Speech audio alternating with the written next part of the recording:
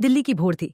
हल्का कुहासा, ऑटो के धुएं में घुलती पहली धूप और फुटपाथ पर उठती ताजा चाय की महक।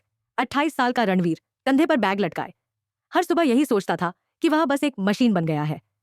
ऑफिस में बॉस उसे टू सॉफ्ट कहकर नीचा दिखाता और घर पर उसके दोनों बड़े भाई निखिल और अरुण हर दिन कह देते, तू सिर्फ सैलरी लाता है, असली जिम्मेदारी तो हम संभालते हैं। इस जहरीली दिनचर्या में उसका एकमात्र सहारा था उसका कजिन सौरभ। वही हंसता, साथ देता, देर रात तक बातें करता और बार बार कहता, तू मेरा भाई है रणवीर, मैं कभी धोखा नहीं दूंगा। रणवीर उस पर आंख मूंद कर भरोसा करता था। एक शाम ऑफिस में फोन आया, 20 लाख का लोन डिफॉल्ट। रणवीर के पैरों तले जमीन खिसक गई। उसने कभी लोन लेने का सोचा तक नहीं था। जब वह घर पहुंचा और कागज देखे, उसके साइन फर्जी थे। उसकी पहचान चुराई गई थी और नॉमिनी में साफ लिखा था सौरभ।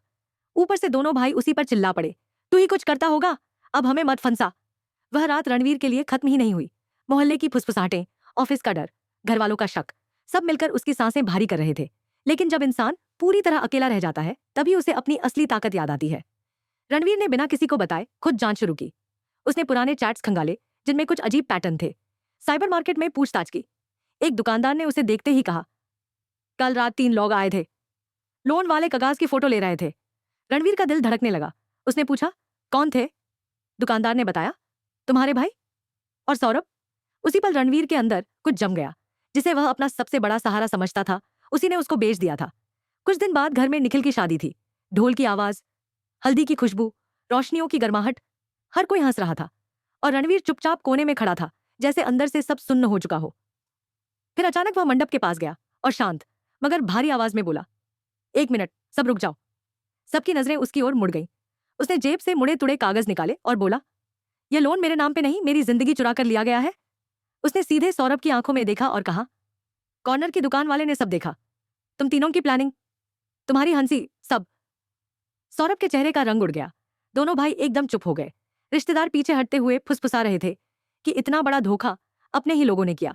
रणवीर की आवाज कांप रही थी, पर उसमें डर नहीं था। मैं तुम सबको परिवार समझता रहा, तुम मुझे साइन समझते रहे। और फिर उसने पंडित की ओर मुड़कर कहा, शादी रुकवा दो। झूठ के साये में मैं 1 मिनट भी और नहीं खड़ा हो सकता। अगले कुछ हफ्तों में हर गलत करने वाला अपने आप गिरने लगा। सौरभ की नौकरी चली गई। अरुण का बिजनेस पार्टनर उसे छोड़कर चला गया। निखिल के खिलाफ फ्रॉड इंक्वायरी शुरू हो गई। तीनों मोहल्ले में हंसी का विषय बन गए। 3 महीने बाद रणवीर मुंबई में था।